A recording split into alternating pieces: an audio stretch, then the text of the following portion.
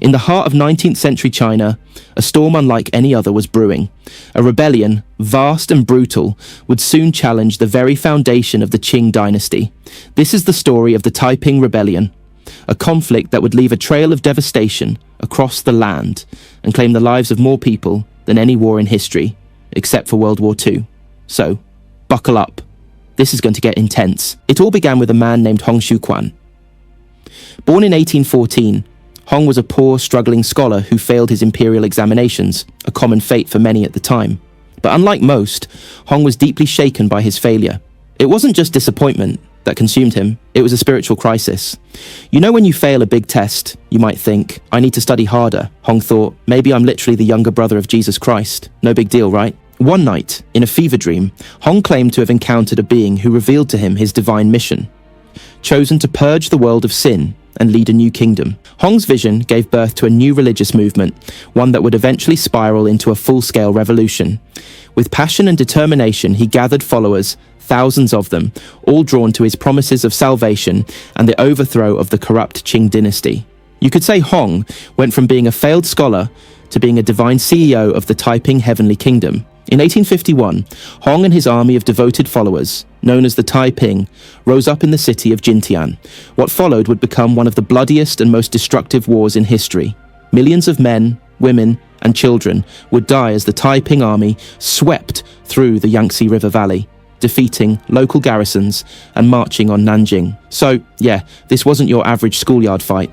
This was more like your Wi-Fi cutting out during an important fortnight match. By 1853, the Taiping captured Nanjing, which Hong declared the capital of his new heavenly kingdom. For the next decade, it would stand as a symbol of rebellion, an independent state within the heart of Qing China, with its own laws, culture, and belief system. Basically, Hong was like, who needs the Qing Dynasty when you can build your own? Check out my awesome heavenly kingdom. We've got land, chicks, soldiers, and hey, no more foot binding. The Taiping Kingdom was not just a rebellion, it was a radical vision of change. Land redistribution, the abolition of foot binding, and a strict moral code were all enforced under Hong's rule. For some, it was a paradise. For others, definitely not the best day at the office. Hong had big ideas, but as with all big ideas, the execution, well, that sucked. Despite his initial successes, Hong's kingdom began to fracture.